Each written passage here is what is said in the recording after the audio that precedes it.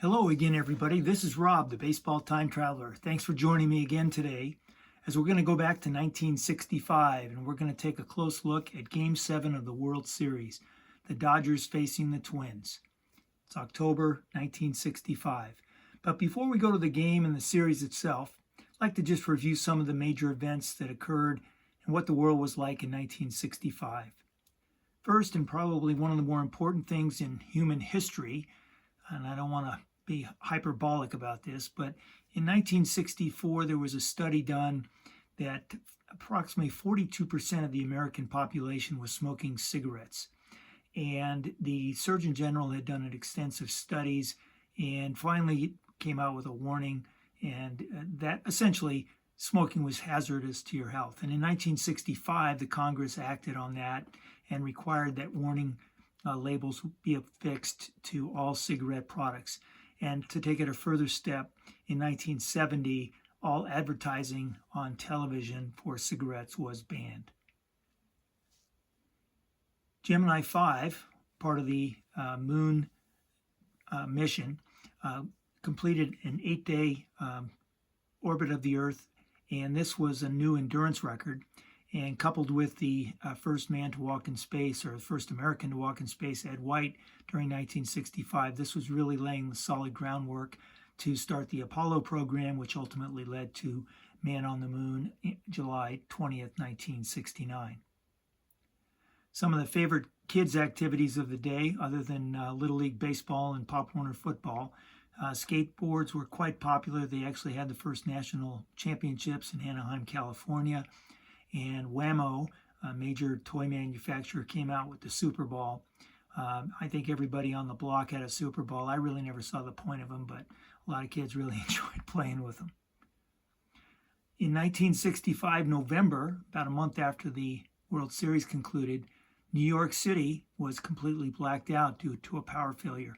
And I remember as a 10-year-old kid hearing this on the news. We were on the West Coast and it was still light out, and I could only wonder how New York City, especially the big buildings, what happened to all those people in complete darkness and with elevators not working and so forth. But eventually the problem was resolved and New York City was lit up again. The Packers beat the Browns in the NFL Championship 23-12. Bart Starr and Paul Hornung are depicted there. And the Jim Brown-led Cleveland Browns, this was Jim Brown's last NFL championship game, and he retired in 1966. This was actually the final NFL championship because the following year the Packers played the Cowboys in the NFL championship, but then went on to play Super Bowl I against the Kansas City Chiefs. In the NBA, the Lakers lost yet again to the Celtics, who I think were on their way to 7 or 8 straight NBA championships during the 1960s. Bill Russell there is defending against Elgin Baylor, and to the far right is John Havlicek, all three Hall of Famers. Here's something near and dear to my heart. In 1965, I was collecting baseball cards. This was probably my second year of collecting cards, and as you can see, the packs were 5 cents. And you might ask, why do I have a quarter there?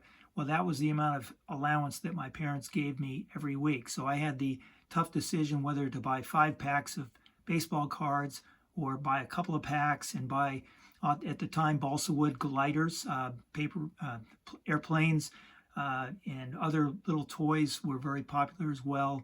But I ended up buying quite a few baseball cards and always looking for those Willie Mays and Mickey Mantle cards for sure.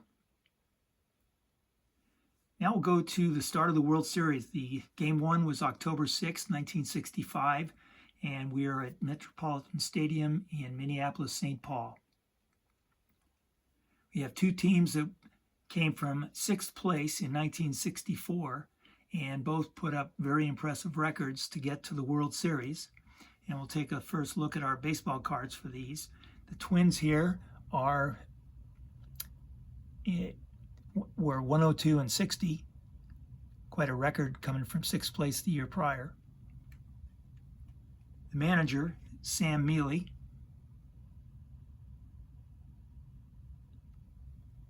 And then the Dodgers, also coming from 6th place, led by Walter Alston. They're playing in their 3rd World Series since coming to Los Angeles. They had won in 1959 against the White Sox and swept the Yankees in 1963. And here's Hall of Fame manager Walt Alston, who we'll talk about a little bit later, had to make a very difficult decision as far as the starting pitchers for Game 7.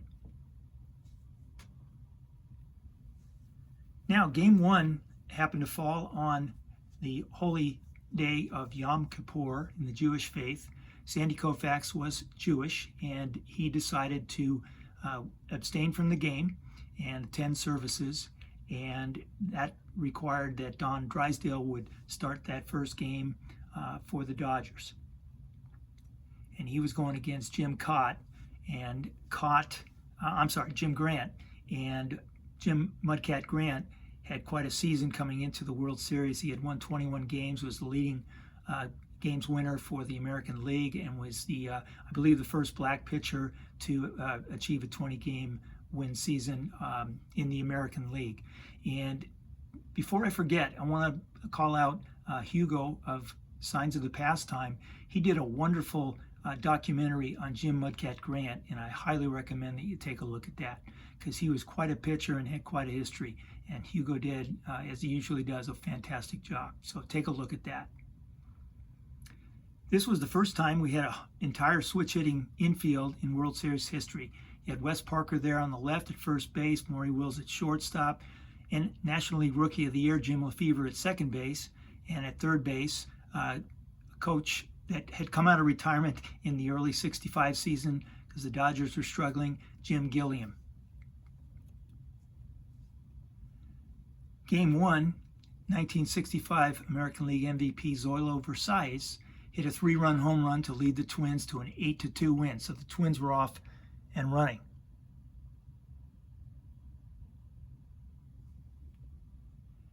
Now we move to Game 2, and future Hall of Famer Jim Kaat, he leads the Twins over Sandy Koufax, which Koufax did not lose too many World Series games in his career, but Jim Kaat definitely dominated that day and beat Sandy. And part of the way to lead that, Bob Allison in left field made a world-class catch of a Jim Lefevre line drive. And this was, you can see this on YouTube videos, I'm sure, but here's Bob Allison's card, 1965 Topps.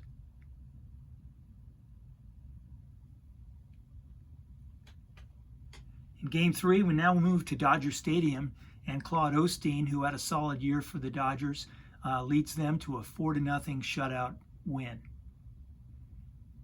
Game 4, future Hall of Famer Don Drysdale leads the way, and I don't have a 65 card of Don, but I do have a 68 card. I hope everybody can bear with me on that.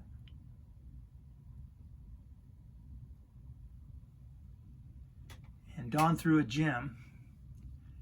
He dominated in a 7-2 victory, and he was assisted by Wes Parker and Lou Johnson, who both hit home runs in that game. And Don was quite appreciative, as you can tell by the photograph there. Now we move to Game 5. Willie Davis ties a World Series record set by Honus Wagner way back in 1909. He stole 3 bases. And this photograph actually is not of a World Series game. I know that there's some people who are very technical, and I try and bring photographs to the screen here that are actual photographs of the World Series, but full disclosure here, there's no bunting, and you can see there there's some sparse crowd up there in the upper seats. But I thought this was such a terrific shot of Willie coming in, stealing second base, that I had to put that up for everybody. And here's Willie's card. I always remember Willie from the 1966 World Series. He suffered the fate of committing 3 errors in the same inning. There's his card again. And Maury Wills and Willie Davis were hot on the base paths in that game for the Dodgers and really helped for the victory. And they played outstanding defense as well. There's Maury and Dick Tracewski behind him, throwing the ball right over the top of Tony Oliva. And here's Maury's 1963 Fleer card. As many of you know, he did not have a Topps card until he was with the Pirates in 1967 due to some prior contract issues with Topps. But there's his 63 Fleer card. And there's a great shot of Maury and Willie leading on the base paths, and Sandy found his form and threw a nice shutout. 7-0, Dodgers won easily.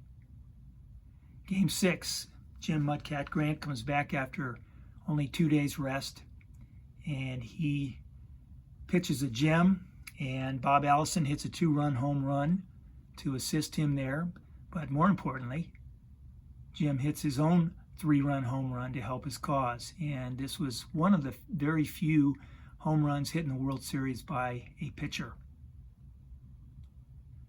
And he took care of business. Twins won easily, 5-1, tied the series, and we go into Game 7. October 14th, 1965, Metropolitan Stadium.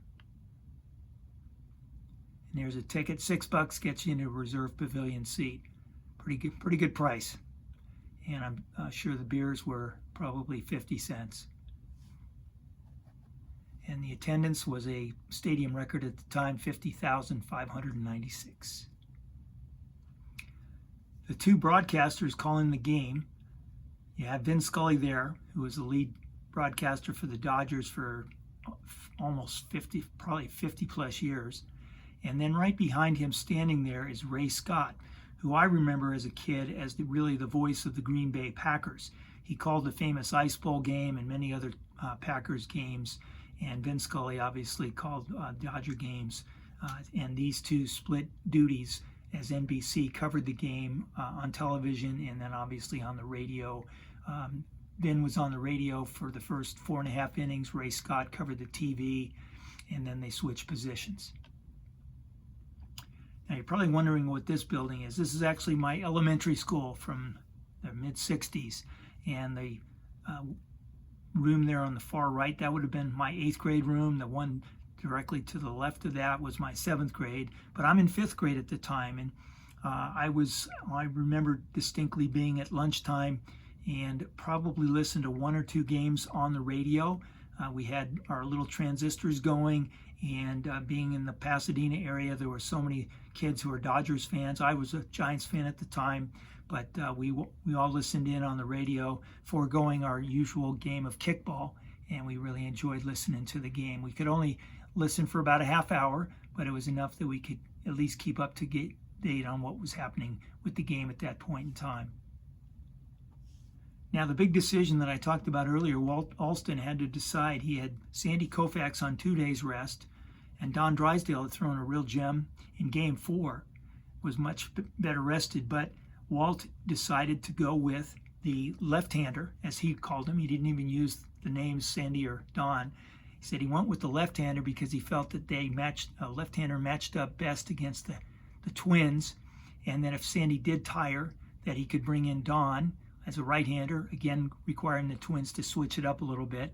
And then if Don had any problem, he had a very solid reliever in Ron Peronoski. And here's that card, the 1964 Leaders card, 65 tops. And here are the two starting pitchers. We have Sandy and Jim Kaat. And here are their cards.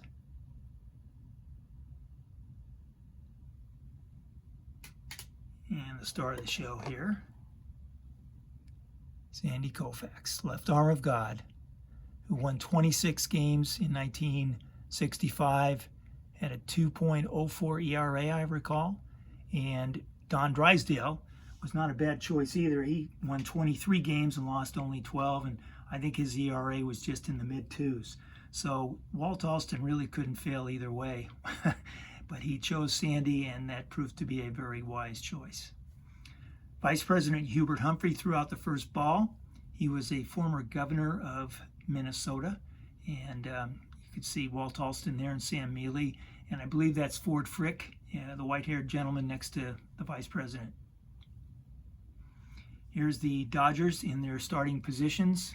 You've got Roseboro behind the plate, Wes Parker at first, Dick Tracewski at second, Maury at third, Maury at short, Jim Gilliam at third, Lou Johnson out there in left field. You've got Willie Davis in center and Ron Fairley in right, and Sandy Koufax on the mound. Here's the Twins lineup Behind the plate, Earl Batty. At first base, Don Mincher. Second base, in his 66 Topps card, is Frank Quillisi. At shortstop, American League MVP, Zoilo Versalles. At third base, future Hall of Famer, Harmon Killebrew. In left field, Bob Allison. In center field, rookie Joe Nosek. And in right field, future Hall of Famer and two-time American League batting championship at this point, Tony Oliva. First inning or first few innings, Jim Kaat's on the mound, throwing well, doing fine, as is Sandy. Both were pretty solid for the first 3 innings. And then after Jim Kaat started getting in trouble, Koufax was in control through those first 4 innings. He had 5 strikeouts and had given up only 1 hit. I think he had given up a couple of walks, but Sandy really had pretty much control of this game.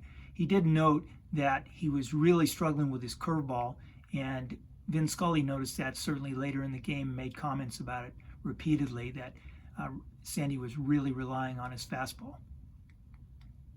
In the 4th inning, Dodgers are helped tremendously by Lou Johnson, who had come in to replace Tommy Davis back in June after Tommy suffered a broken ankle in sliding into second base. And Lou proved to be a tremendous addition to the team. He had been a journeyman minor leaguer, major leaguer for many years. And here's his 1966 card. There was no 65 card for Lou Johnson.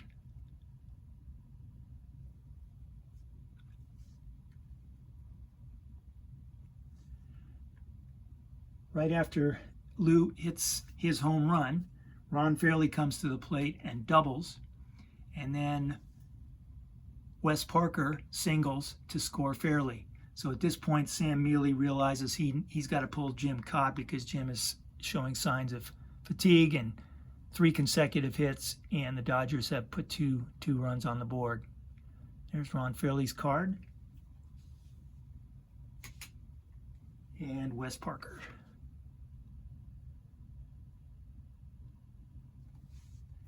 And the Dodgers take a 2-0 lead. His replacement, Jim Kaat's replacement, was Al Worthington. I'm going to show you Al's card. And he retired the side, ended the threat. And while I've got the pitchers on here, we may as well show you some of the relievers that finished the game for the Twins. This is Johnny Klipstein. Get Jim Merritt. Twins were pulling out all the stops. Last game of the year. So no reason to keep anybody in the bullpen unnecessarily. And then last but not least, Jim Perry, who happens to be the brother of future Hall of Famer Gaylord Perry.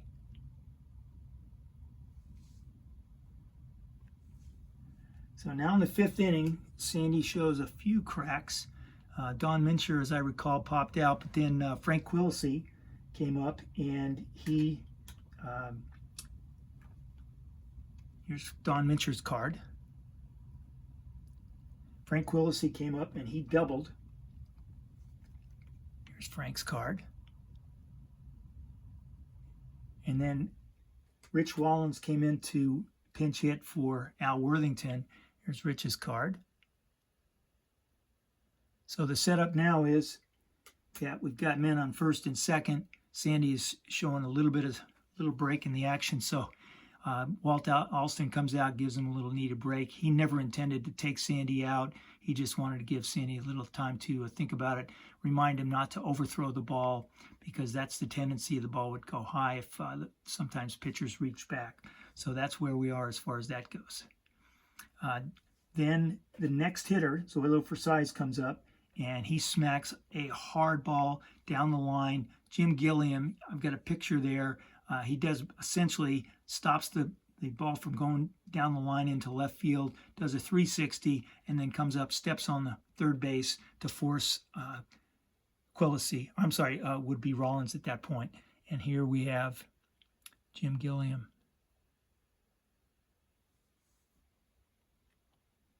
So Sandy essentially finishes the last 3 innings. 6th, 7th, and 8th. We'll go through those. 1, 2, 3.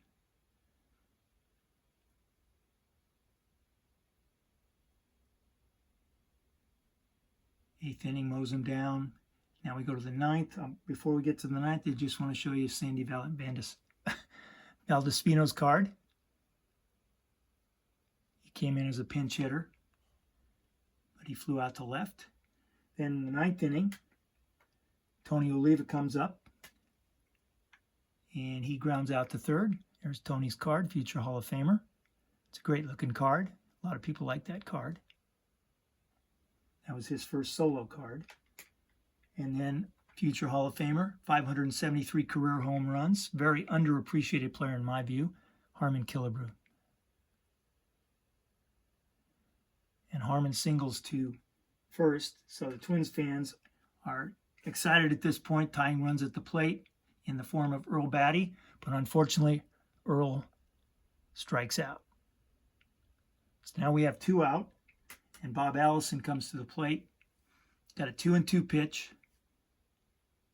Strike 3. Game over. Dodgers win 2-0. Win the series. Sandy is surrounded by his teammates. Everybody's joyful. Here we go. And here's a great artist rendering of that celebratory scene. Here's Sandy in the locker room with Vin Scully. Vin asked him how he felt, and Sandy said, "I feel like I'm 101." And that was in response to a question that Vin had asked a couple of days earlier after he won the other game, Game 5. And Sandy said at that time he felt 100 years old. But they were chuckling back and forth. Obviously, any fatigue and pain is easily remedied when you win a World Series like that.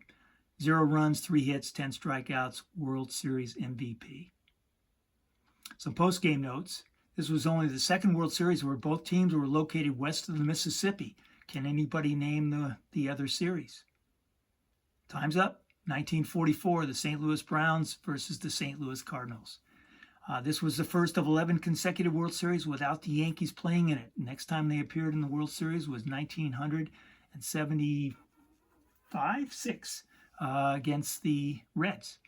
And the first series in which both teams had losing records the previous year. I already noted that. They were both in 6th place. The winning pitcher in all 7 games threw a complete game. Do you think you'll ever see that again? No way. Winning pitcher in all 7 games threw a complete game. And this was the final World Series where both teams' uniforms only featured numbers. Now it's kind of standard to have the names on the backs. So here we are, the 1965 World Champion Dodgers. Congratulations, and I want to thank everybody for taking the time to watch this video. Everybody have a great day, and we'll see you next time.